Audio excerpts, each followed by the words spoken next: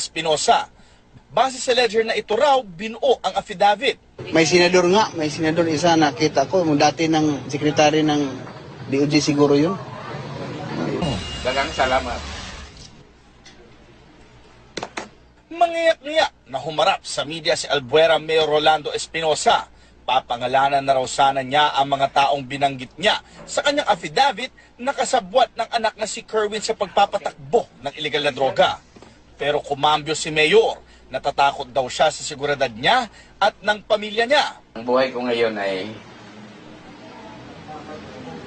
kung baga maliit na lang, nanganganib na ang buhay ko. May humigit kumulang 30 katao raw ang nabanggit sa affidavit Espinosa. May mga members sa PNP, Congress officials, yung sa may members ng Kongreso, may members ng Kongreso, may senador ba? Parang may senador yata. Si Albuera Chief of Police Chief Inspector Jovi Espinido, nakita raw ang ledger ni Mayor Espinosa. Base sa ledger na ito raw, binuo ang affidavit. May senador isa nakita ko, dati ng sekretary ng DOJ siguro yun. Ayun nakita ko lang. Hindi raw alam ng alkalde kung nasaan na ang anak na si Kerwin. Inamin mismo ng alkalde na sangkot si Kerwin sa operasyon ng illegal na droga sa Visayas, kaya nanawagan ito sa anak. ako po ay nananawagan sa aking anak na si Roland Kerwin Espinosa na sana po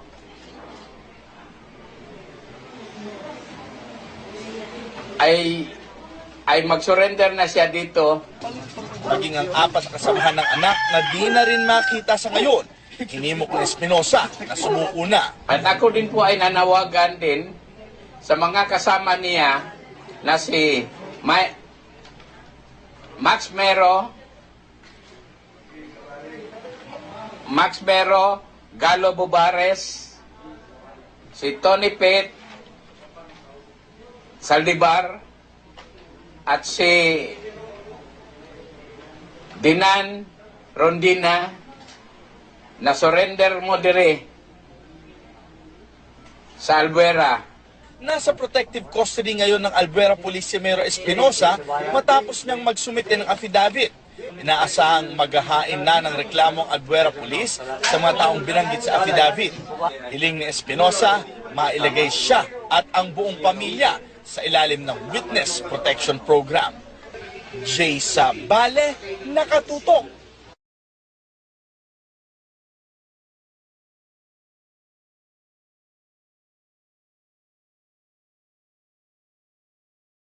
Albuera Mayor Rolando Espinosa, one of the government officials linked by President Rodrigo Duterte to the illegal drug trade, was killed inside the Leyte sub-provincial jail in Bay City early Saturday. Late Chief of Police Chief Insp. Jovi Espinido confirmed Espinosa's death to CNN Philippines, but he said details are still sketchy.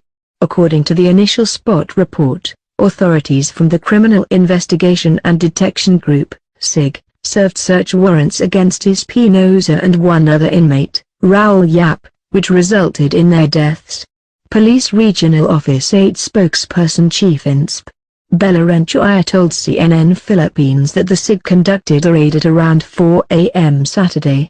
Authorities served Espinosa a search warrant for illegal possession of firearms and another search warrant against Yap for drugs. No other details were provided so far. But Renchoya said the scene of the crime operatives, SOCO, have arrived at the crime scene. Police arrested Espinosa on October 5 and charged him with illegal possession of dangerous drugs and firearms, following a warrant for his arrest issued by the Bay City Regional Trial Court Branch 14. On August 2, Espinosa turned himself into police at the Philippine National Police, plug-and-play, headquarters in Camp Crame, fearing for his life as Duterte announced a 24-hour ultimatum for him and his son to surrender or be shot. Pending arrest warrant, Espinosa returned to his hometown in late on August 16, closely monitored by police. His son, Kerwin, was arrested in Abu Dhabi on October 27. He is now under the custody of authorities in Abu Dhabi, and they are processing his return to Manila to face charges of drug trafficking.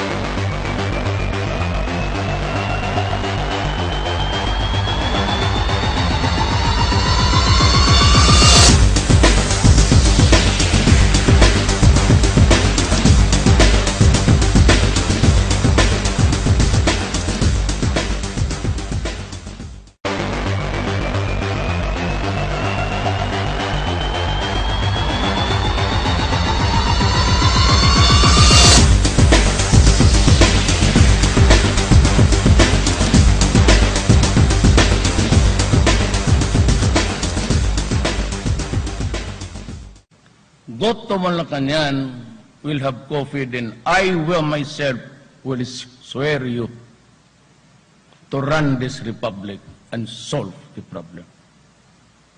Walang problema. The next year, there will be mass demonstration. For all I care. Wala akong illusions. Do not give me a reason to go out because you might get your wish.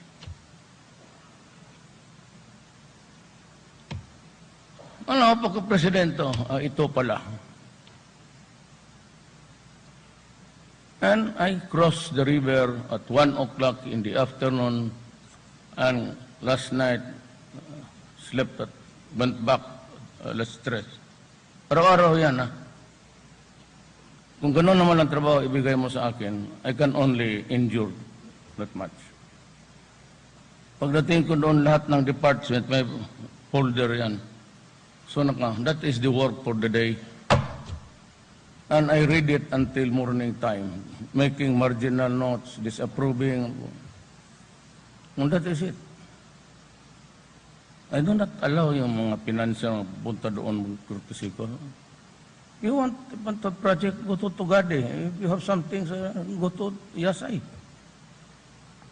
Kaya ako, I live in a cloistered room, which I am not really used to.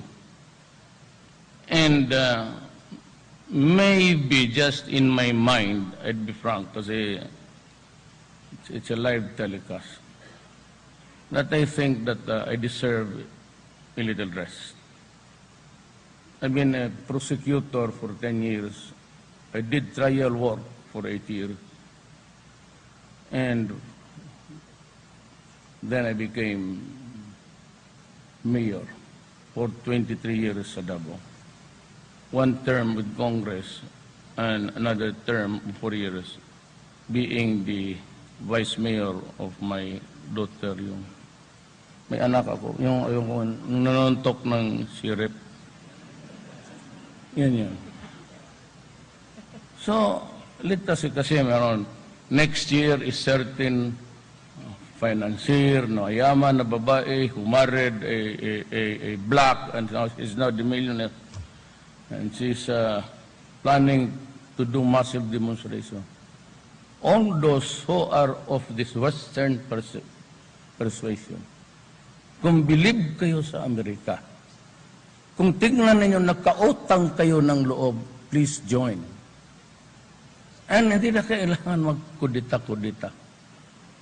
Ibigay ko siya, I myself will swear you sa Malacanang that this, and I want to do, these are the new rulers of the Republic, and they will run the country. Fine. Walang problema. Karami kong kaibigan, military pati police. Yung iba, sinakripisyo ko pa. They were my friends. But you know, I had to fire them because ako, magka-diferensya na tayo. Magkamali ka na. Except basta bayan. Hindi ka talaga papalusutin. But if somebody now, at this moment in time, sa buhay ko, I'm 72 years old. Do not ask me if I am sick. Every 72 years old in this planet is sick. But that would be a very silly question. Well, you know, sometimes you try to tanay and say, how's your health? And one say, oh, I'm fine. Pero deep down, alam mo, bulador ka. Kung meron ako, meron ka rin. And greatest, maybe, just maybe, I don't know. But the greatest, sa tingin ko, that's a loss for a man to us is when you still make it with the lady. That is a very hurting question because with it not for the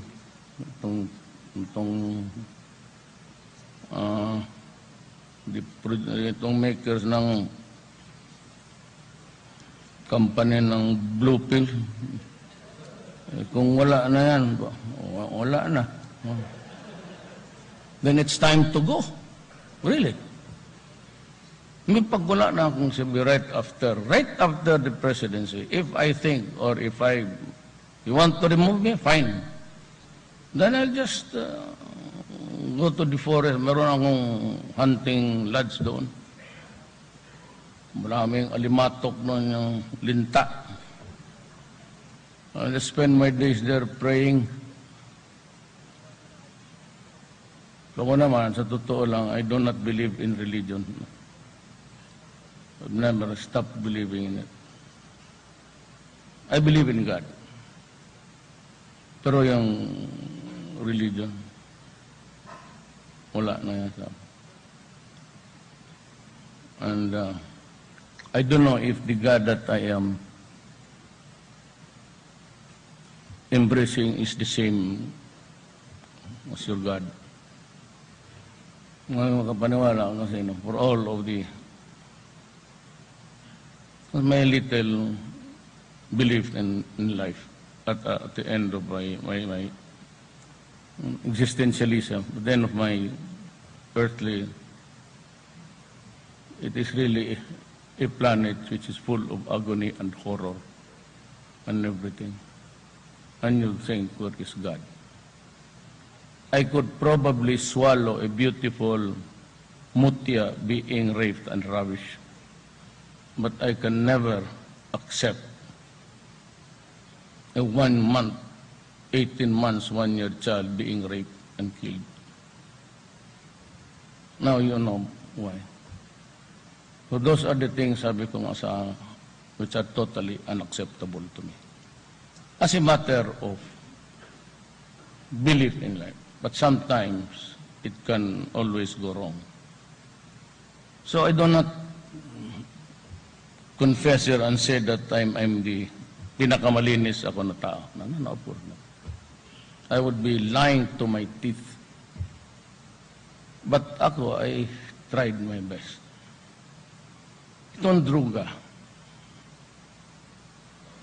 General Santiago, 3 years ago, made some projections or gave us a figure of 3 million Filipino addicts sa drugs. Sa panahon ko, when I was mayor, I was strict. And so people died. People went out of Davao and made my city safe. And that's why Davao grew, and it outsmarted everybody by having a growth rate of 4, then 5, then 6. That is hard to achieve in an island full of violence and explosion. And yet we made it. And the last bloods, did it affect us? No. Because why? Because I told them it's coming. I'm in the second chapter of my speech. I'm about to end it. Basta kami, survival of the fittest. And because of my hard stand, well, if you do not want to follow the law, then follow the Bible. Kasi sabi ko, umalis kayo, huwag kayong magbinta. Sinisira ninyo ang mga anak namin. Yan ang batas. Ang batas nagsabi bawal yan at makukulong ka.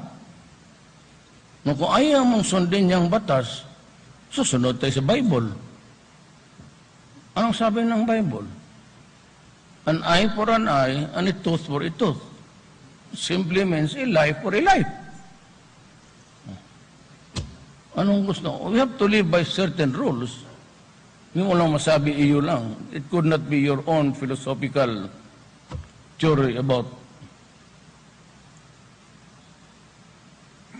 Ngayon, ako ang presidente. Gusto lang, tanggalin ako. Di tanggalin niyo ako. Ay, andyan yung congressman, nakikinig sila ngayon. Go ahead, be my guest. All that I need is a statement that you remove me because I was doing my duty, period. If hindi na sabihin mo, mali ang pag-diskarte mo, then how do you solve the problem? So I go back now to the set of presidential advisor. It could include the police. How? 3 million.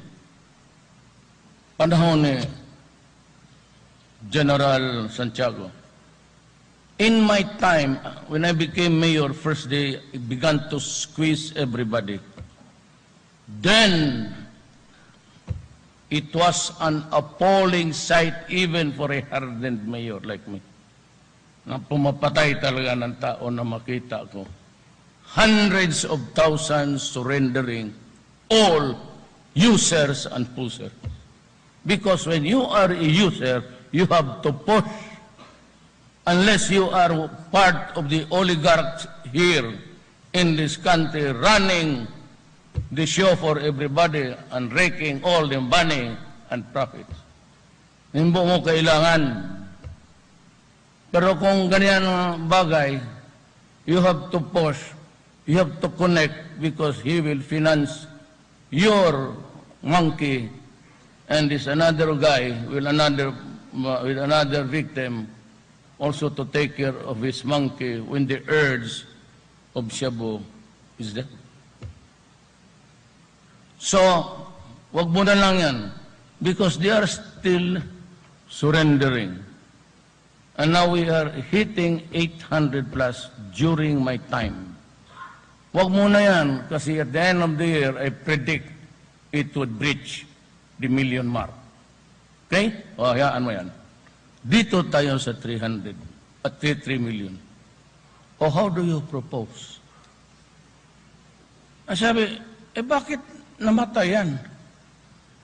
Yung iba, pinatay tayo. You must remember, and I'll tell you, that we are now in narco-politic country. Maraming pulis, general pa. And did you even realize that the early stages of my mayorship, we had nothing to do with the killing? Because they were purging and making a cleansing of the ranks. Nung pumasok kami, yung lahat ng pinatay, either murder or talagang sinalvage, o tinatalian ng plastic, and why would we do that? If you are a policeman, why would you waste your time? We are not here to produce mummies. Bakit o balutin ng plastic? Di baralin mo nang sa ulo isang beses, iwanan mo. Tapos pati yung mga handicraft na binabalot yung victim, naka-charge pa sa... You know, remember man, I am not declaring a police action. I am declaring war. Because ako, for 23 years, I've been dealing with drugs and criminals, and I know where I come from. I have been prosecuting them in court almost every day. And when I was mayor, I was directing the operations of the police. Ngayon, ako ang may kasalanan. Look, may naman ako. Kasi inspirado ako kasi matahimik kayo. Kasi minsan makita ko nagdadaldal. Sabi ko, sige, bye-bye. Kasi,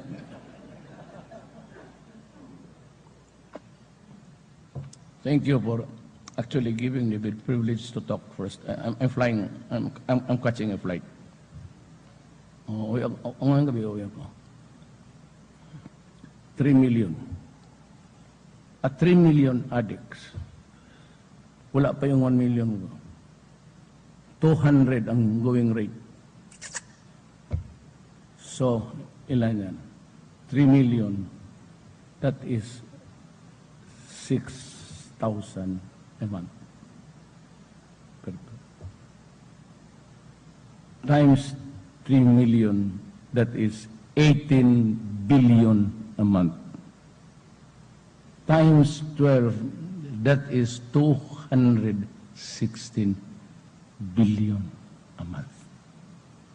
Money that should go to the food on the table, expenses of the children, wala na. If it's the breadwinner pagkatinamaan, then the family starts being dysfunctional.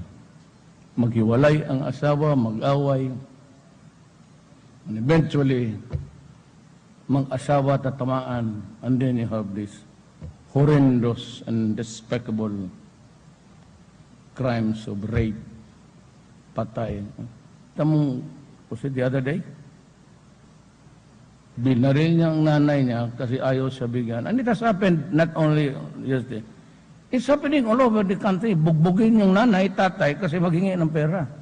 Ipagbili yung kung anong butit na lang, taguan dito yung ano ninyo. Bakit wala mga adik dito? Mawala bigla yan. Kung anong mapulot dyan, kaya nakawan. So, yung iba, and because the mind is warped, and somebody should tell you that using shabu for even at least 6 months on a regular basis, hindi naman sinabi na ano, that's the forensic study, on a regular basis, the brain of the person, of the user, will shrink. If it has shrunk, then rehab is no longer viable. So of the 3 million, ilan ang buang doon? Ilan ang hindi mo na mapakinabangan? Ilan yung mga anak ng mga kaibigan ninyo na wala na? Ilan yung mga anak na paying, kilala niyo na paying for 300,000 medical city, it's about 400,000 anak ng mayayaman. You try to look doon sa baba. You should try to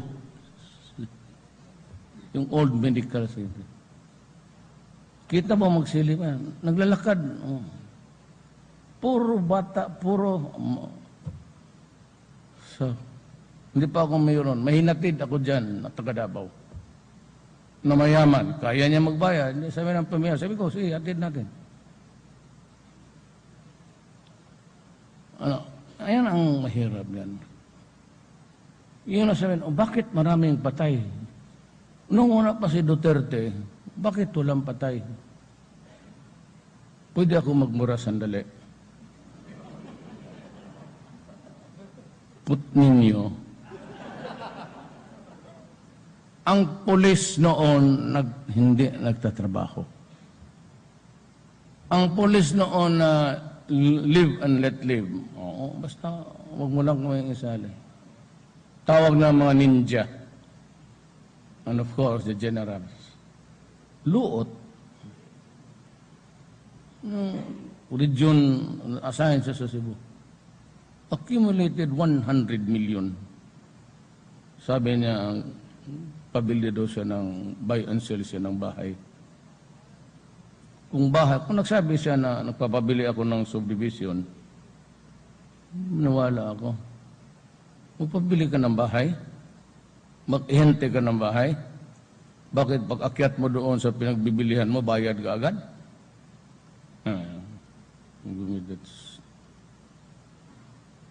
Ako na, bakit patay? Kasi nagtatrabaho ang pulis. Pero hindi lang lahat patayan. Ako ilang beses na. Ilang beses na. I tell you that, hindi naman ako nagyabang, but I was just 3 months old ako, mayor, bakbakan ako. Tsaka hindi ko pinapatawad. Why? This is the time that I can kill na wala akong problema. It's all there for me to enjoy yung... Pero lumalaban talaga yan. But it would also be stupid of me to say that walang sinasalvage.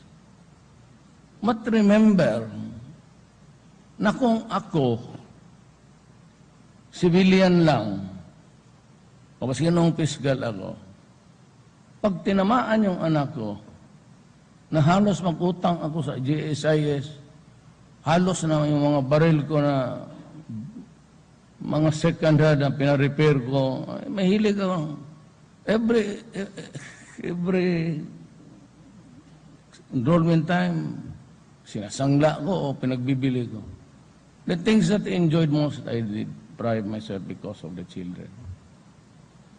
Kung ako ang anak ko na rape, buhayin kita. Baski na civilian lang ako, o piskal ako, o abogado lang ako. Anak ko, rapein mo, pati patayin mo. Putang. Yung tinatamaan, yung nagpunta sa Middle East, ang nanay sa Qatar, ang isa sa Riyadh, all working hanggang kamamatay na. Yung iba nga, walang tulog. Totoo yan. I'd like to say so many words about it someday. Pero parang hindi ko na matiis. Kakatulog ng 4 na oras. Kasi yung pinsan niya, hiramin yun, patrabahuin pa. Tapos yung anak pagdating, magbihis pa. So, ang pobreng Pilipino, matulog lang 2-3 oras, tapos magising, magluto. Tapos, ang ganun padala niya pera, para lang makapag-aral ng anak, tapos ganunin mo ang kanilang pagod. Sino bang Pilipino na hindi magalit yan? Kaya nasabi ko, the police can do it, go ahead. I will give you all the power. Gusto ninyo kayo magdala, military, go ahead. Gusto ninyo mag-take over, go ahead. You line up in Malacanang and I will swear you to office. Huwag tayo magbulan nito. Then solve Mindanao. Ay, kaya nga tayo nakakaroon. Yung iba griping. Well, is it wrong to talk to the communists? Na wala ng gera ngayon, wala nang mamatay sa inyo? What did we harvest in the meantime? Makagalaw kayo. And maybe if you are not destined to die this year, then you might live for another 10 years. What is wrong to talking to Miswari and embracing him? Moro ako eh. And I want to talk to him because at sinabi ko, Nor, we have been fighting for 40 years. Do you want another 40 years? At sinabi ko sa mga komunista, and the soldiers kayo, we have been fighting the NPAs. I was joining the left when I was young. Do you want another 45 years? Kayo. Kung yan ang gusto ninyo. Because if you do not get the federal system to work, then babalik itong, I assure you, as sure as the sun will rise in the east, babalik yung komunista, nor will go back to the mountains, and we will have a problem because this time there is the looming threat of mindless violence without any purpose but to kill ISIS. When? I really do not know. But are they coming? They will come. Itong ISIS ngayon, they are being edged out of the Middle East. The heaviest fighting now is in Aleppo and in Mosul. Pag nawalaan niya ng bailiwick and they do not have the mass lands, where do you think where they go?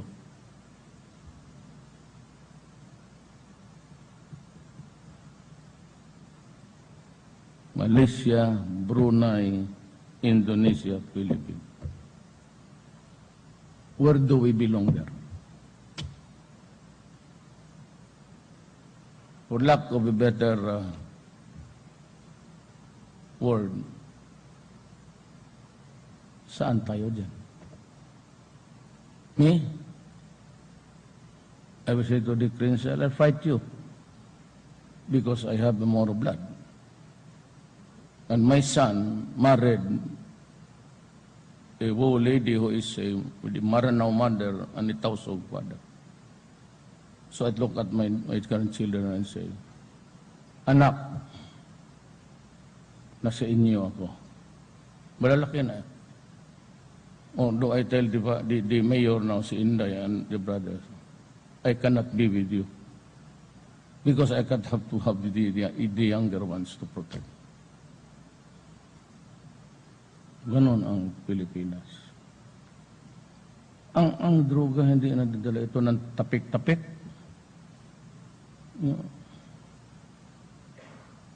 Tsaka hindi lang ako makasalita eh. At kung mayroong isang tao dito na gusto ko,